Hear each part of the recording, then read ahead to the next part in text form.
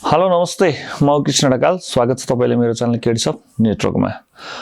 तपाई जो कोहीले यो भिडियो हेर्दै हुनुहुन्छ भने नितान्त निर्माण व्यवसाय पेशामा छिर्दै हुनुहुन्छ, ठेक्कापट्टामा तपाई लाग्दै हुनुहुन्छ भने त्यो भित्र चाहिँ कस्ता कस्ता समस्याहरू आउँछन्, त्यो भित्रको प्रब्लमहरू के हुन सक्छन् भन्ने विषयलाई लिएर भिडियो बनाएको छु। भिडियो अन्तिमसम्म हेरिदिनु होला। हेरिसकेपछि आफ्नो प्रतिक्रिया दिन नबिर्सिनु होला।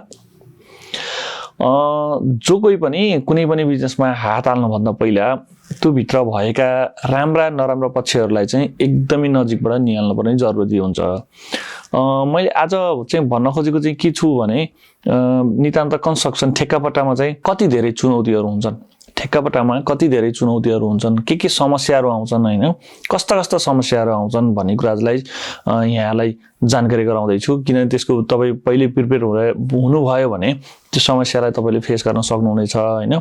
जस्तै टेन्डर परिसकेपछि, ठेक्का लिइसकेपछि समस्याहरू कहाँबाट सुरु हुन्छ भने ठेक्का पर्छ। ठेक्का परेपछि हामी ठेक्का परेको खुसीमा त्यो मसिना कुरालाई नोटिस गर्दैनौं, त्यसले पछि एकदमै ठूलो समस्याको रूपमा निम्त्याउँछ हैन।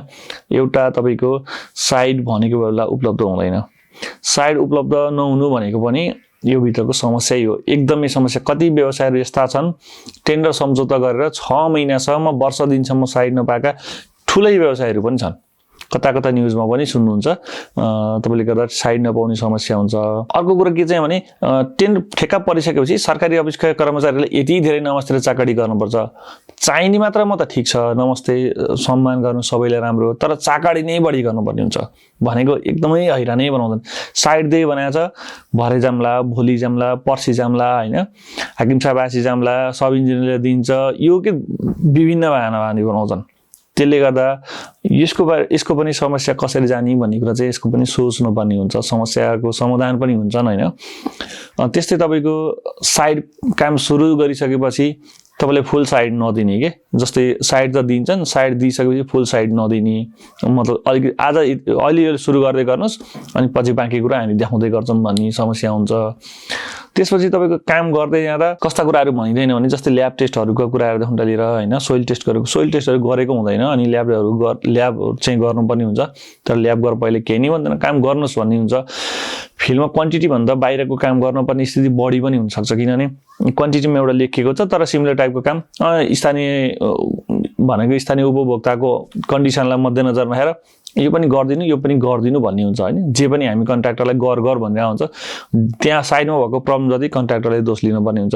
तर त्यसलाई अफिसियल समाधान भनेको केही पनि हुँदैन, त्यो तपाई आफैले फेस गर्नुपर्ने हुन्छ। त्यसले गर्दा कहिले पनि टेन्डर हालेर काम सुरु गर्न जाँदै गर्दा हामी कहिले पनि टेन्डर पारेर ठेक्का पारेर साइडमा काम सुरु गर्न गइसकेपछि तपाईले एकदमै के ख्याल गर्नुपर्छ, त्यहाँको सबै समस्या हामीले बिहोर्नुपर्छ भनिसकेपछि हामीले भोग्नुपर्छ भने त्यो समस्या नआउने तरिकाले इन्जिनियरलाई लिखित रूपमै मागेर हुन्छ अथवा कसरी विश्वास दिलाउन सकिन्छ।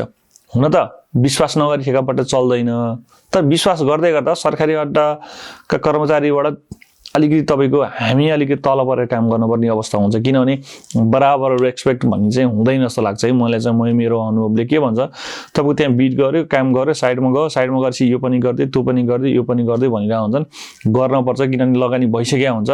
उनीहरूले नै हो बिल नापजाँच गरिदिने, उनीहरूले नै हो बिल चेक गरिदिने, उनीहरूले फाइनल पेमेन्टलाई अगाडि बढाइदिने उनीहरू नै हुन्। उनीहरुका कुरा हामीले मानेनौं भने के समस्या आउँछ, त्यो भोलि भने बेला हुँदैन। बिल नाप्न जाम भन्दा दुनिया बहानेबाजी बनिन्छ। काम गरिसकेपछि कस्तो समस्या हुन्छ भने अझै यो लेबर अड्काउने कुरा मात्रै कस्तो हुन्छ भने ठ्याक्क तपाईको साइडमा नापे यतिको दिए यतिको क्वान्टिटी सकिसक्दाखेरि अनि तपाईको हिसाबले मेजरमेन्टले सक्यो, उनीहरूले कतै घटाएर तपाईको कम्ती बनाइरहेका हुन्छन्। कम्ती बनाइसकेपछि के हुन्छ, अब त्यहाँ लेबर निकालम, अफिसले भने बेला नाप्दिनु तेरो क्वान्टिटी पुग्यो भन्दिन्न हैन। क्वान्टिटी हामीले निकालेको पनि ठ्याक्क तपाईले हुन त हुन्छ, हामीले निकाल्दा पुग्छ, तर उनीहरूले कतै न कतै ल मैले यहाँ त दिन मिल्दैन भने जस्तो कुराहरु सर्त आउँछन्। कहिले एकदम अप्ठ्यारो परेको हुन्छ के, त्यस्तो कन्डिसनहरु धेरै आउँछन्।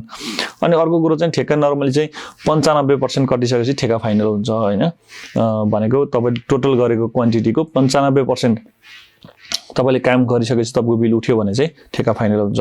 विशेष कन्डिसनमा चाहिँ कार्यालयले चाह्यो भने चाहिँ कार्यालयको कन्डिसन त्यस्तै पर्यो भने चाहिँ तपाईको 90+ मा पनि हुन्छ हैन। र आपसी समझदारीमा तोडिने भन्ने चाहिँ एउटा प्रोसेस छँदै छ। कहिले त्यस्तो पनि स्थिति आउँछ, किनभने साइड टेन्डर सुरुमा आउँछ, बजेट पर्याप्त मात्रामा हुँदैन, बजेट आउँदै नआउने स्रोत नै बन्द हुने भयो भनिसकेपछि अफिसले नै तपाईँले ल यसलाई यसरी द्विपक्षीय सम्झौतामा तोड्नुपर्ने भन्ने हुन्छ। सरकारी खरिद नियमावलीलाई मध्यनजर गरेर त्यहाँको बुदालाई उल्लेखित गरेर चाहिँ तोडिन्छ पनि होइन। तर नर्मली तपाईँले के बुझ्नु भने 95% काम सकेपछि तपाईँको काम क्वान्टिटी सकिन्छ। अर्को समस्या कहाँनिर हुन्छ भने चाहिँ तपाईँको कस्तो हुन्छ भने कुनै पनि काम गर्दै गर्दा काम गर्दै गयो, गर्दै जाँदाखेरि चाहिँ तपाईँको कुनै आइटम चाहिँ अलिक थोरै हुन्छ नि त होइन, क्वान्टिटी अलिक थोरै हुन्छ, तर त्यसमा रेट तपाईँको कम्ती हुन्छ। अनि के हुन्छ अफिसले चाहेर अथवा नचाहेर होइन, जेस तपाईँको सम्बन्ध राम्रो भएन भने अफिसले त्यही क्वान्टिटी तपाईँलाई बढी गराउनु पर्ने स्थिति बनाउँछ। बढी गराउनु पर्ने स्थिति क्वान्टिटीलाई चाहिँ तपाईँले गर्ने कि नगर्ने हेर्नु है। 25% तपाईँले गर्दिन भने नि पाउनुहुन्न कि फेरि गर्नुपर्ने अवस्था आउँछ कि होइन। गर्दिन भन्दा त पाइन्थ्यो होला होइन, तर 25% क्वान्टिटी चाहिँ बढ्यो भने पनि हामी अब लाचार भरै अब स्वीकारेर काम गर्नुपर्ने हुन्छ। 25%सम्म ठेक्का तपाईँको ओभरअलमा 2%सम्म चाहिँ मतलब बढ्छ, प्राइजमा बढ्छ भने क्वान्टिटीमा चाहिँ 25%सँग थपघट गर्न पाइन्छ। तर रेट राम्रो छ भने थपघट बढाउन चाहिँ अलिक गाह्रै हुन्छ। उनीहरूले चाहिँ नेगोसिएसन गर भन्छन्, तर रेट कम्ती छ भने नेगोसिएसन गर भनेर उनीहरूले भन्दैनन् कि तपाईँले जुन रेटमा बिड गर्नुभएको छ त्यही रेटमा काम गर्नुहोस् भन्ने हुन्छ। कहिले ठेक्कै तपाईँको हुन्छ नि, तपाईँले सम्झौता गरेर ओभरअलमा 20% घट्नुभएको छ, तर पर्टिकुलर आइटम कुनै 30% नै गएको हुनसक्छ, तर त्यही काम गर्नु पर्यो, त्यो 30% नै घटेको पनि काम गर्नु, त्यही रेटमै त्यही रेन्जमा दिनुपर्ने हुन्छ। यस्ता विविध समस्याहरू धेरै नै आउँछन्। साइड क्लियरेन्स, पहिले फिल्डमा साइड क्लियरेन्स भएकै हुँदैन हेर्नुहोस्, भनेको मतलब तपाईँको साइड सफा भएकै हुँदैन। साइड सफा नहुँदैकिन तपाईँ गएर कन्ट्राक्टर गरेर काम गर्नुपर्ने छ। त्यहाँ गएर स्थानीयसित लड्दै झगडा गर्दै गर्नुपर्ने स्थिति हुन्छ होइन। धेरै तपाईँको यो फिल्डमा जो छिर्न चाहनुहुन्छ, छिर्नभन्दा पहिला यी धेरै कुराहरू मध्यनजर गर्नुपर्छ। हेर्दा त जति सजिलो छ त्यति सजिलो छैन कन्स्ट्रक्सन क्षेत्र, तर पनि यो भित्र धेरै समस्या छन् होइन, समस्या छन्। यी सबै तपाईँले हेर्दै गर्दा यिनको सोल्युसन पनि होला भन्ने तपाईँलाई लाग्छ होइन। सोल्युसन नहुने भन्ने चाहिँ हुँदैन, यिनको सोल्युसन हुन्छ। कसरी स्टेप बाई स्टेप सोल्युसन गर्न सकिन्छ भन्ने कुरा चाहिँ तपाईँहरूको कमेन्टको अपेक्षा गर्छु। तपाईँहरूको पर्याप्त मात्रामा तपाईँको कमेन्ट आयो भने म सोल्युसन यी भिडियोमा जे कुराहरू समस्या देखिएका छन् यी एकदम रियालिटी पनि, तपाईँले जो कोले काम गर्नुहुन्छ त्यो रियालिटी पनि हो, त्यसलाई समाधान पनि कसरी गर्न सकिन्छ होइन, त्यसको सोल्युसन पनि हुन्छ होला नहुने होइन, तर सोल्युसन अलि स्ट्रङ रूपमै जानुपर्छ हो। त्यसले कारणले गर्दा सोल्युसनको लागि पनि अर्को भिडियो बनाउने छु। भिडियो अन्तिमसम्म हेरिदिनु भएकोमा कस्तो लाग्यो धेरै धेरै धन्यवाद। नमस्ते।